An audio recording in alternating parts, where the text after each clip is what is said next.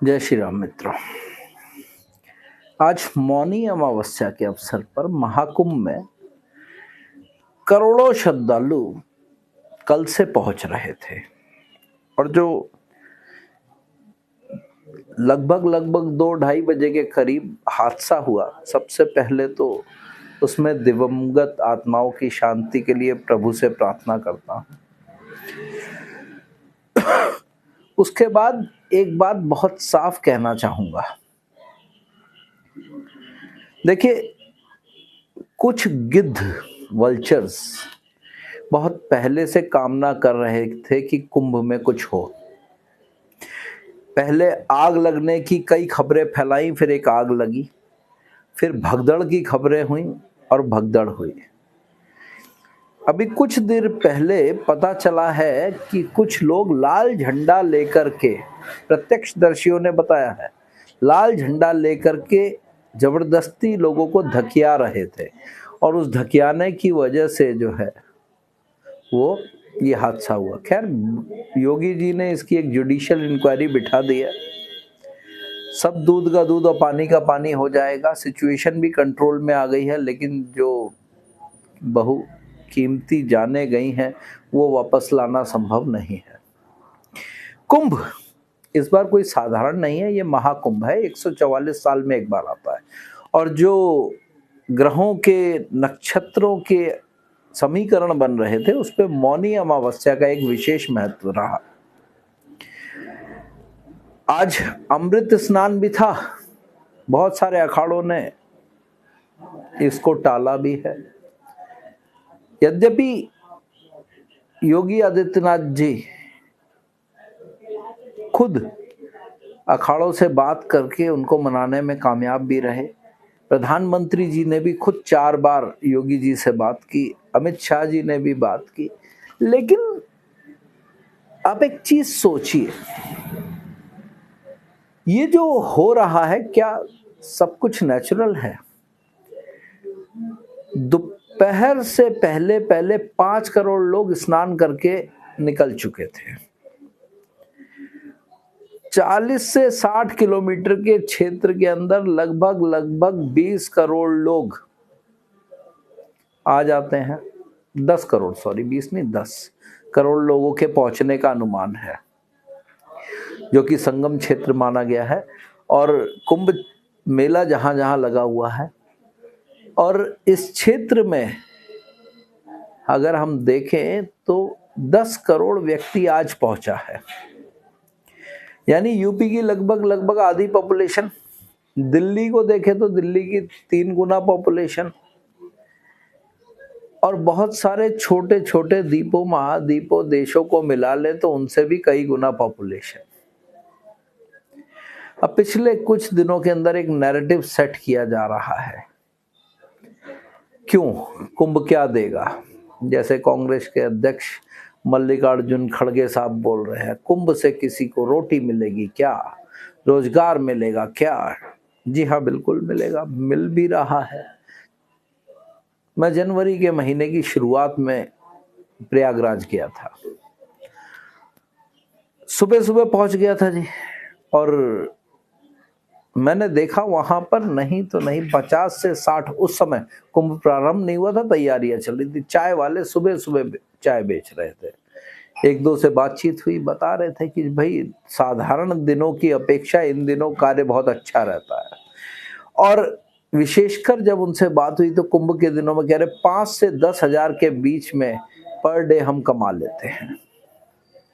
ये केवल चाय वाले की बात कर रहा हूँ। वहाँ छोटी छोटी केनिया बेचते हैं, जो पक्षी हैं वहाँ पे उनके लिए खाना बेचते हैं, नॉर्मली जो पॉलिथीन बैग्स वहाँ बिछाने के लिए होते हैं उसको बेचते हैं।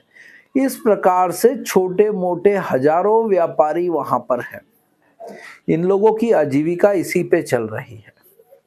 टेम्पल इकोनॉमी के बारे में तो आपने सुना ही हुआ है। सेम उसी तरीके से ये प्रयागराज की इकोनॉमी पूरी वर्क करती है। लोकल जितने रेजिडेंशियल हैं उन लोगों के लिए व्यवसाय का बहुत अच्छा अवसर है। छोटे छोटे रेस्टोरेंट, छोटे छोटे ढाबे, ठेले, और खुद अपना सामान लेकर के चलने वालों की सबकी आय में वृद्धि होती है, क्योंकि पर्यटक, हमारे यहाँ पर्यटक श्रद्धा भाव से आते हैं और जहाँ जाते हैं ना वहाँ की लोकल चीज़ें लेने में बड़ा विश्वास करते हैं, क्योंकि वो उनकी याद के तौर पे होती है। वहाँ जो छोटी फेमस दुकानें हैं वहाँ जाते हैं। मैंने देखा 2-3 हलवाइयों की दुकानों पे उन दिनों भी बड़ी भीड़ थी जनवरी में। तो सोचिए कि अगर व्यवसाय नहीं दे रहा कुंभ तो क्या दे रहा है। नाव चलाई जाती है, उनको व्यवसाय मिलता है। टैक्सी चलाने वालों को व्यवसाय मिलता है, auto rickshaw, battery rickshaw, rickshaw चलाने वालों को व्यवसाय मिलता है। किसको नहीं मिलता? अब खड़गे जी को लगता है कि केवल और केवल फैक्ट्री लगाने से ही व्यवसाय होता है, तो या फिर सरकारी नौकरी मिलना ही उनके लिए काम है। तो खड़गे जी ज़्यादा जानते हैं, क्योंकि संगत का असर तो सब पे होता है। खड़गे जी आजकल राहुल जी के साथ रहते हैं, प्रियंका जी के साथ रहते हैं, तो शायद उन्हें ज़्यादा ज्ञान होगा। लेकिन बात जहाँ तक महाकुंभ की आती है, अचानक लोगों की आस्था और बढ़ जाती है जब उनको दिखाई देता है कि उत्तर प्रदेश का प्रशासन शासन योगी आदित्यनाथ के हाथ है।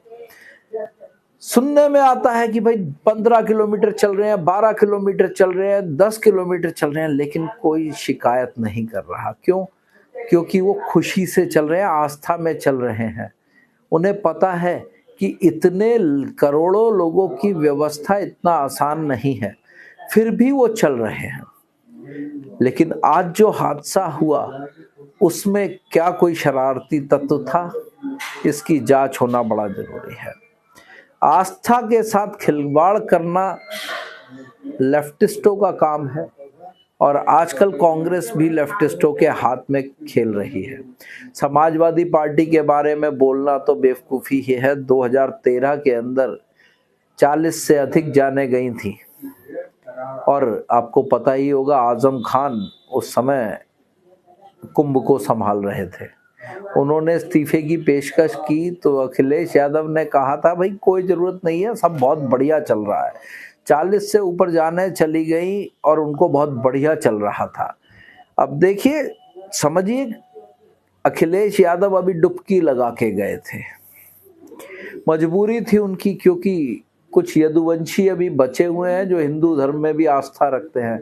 सारे के सारे अभी MY में नहीं जुड़े हुए हैं, अभी उनको साधना भी जरूरी था। इन्होंने पार्टी प्रेसिडेंट भी एक ब्राह्मण बना रखा, उसे भी साधना जरूरी था, इसलिए आकर के वो डुबकी लगा गए। अन्यथा सवाल ही नहीं होता अखिलेश यादव कुंभ में आए और डुबकी लगाए।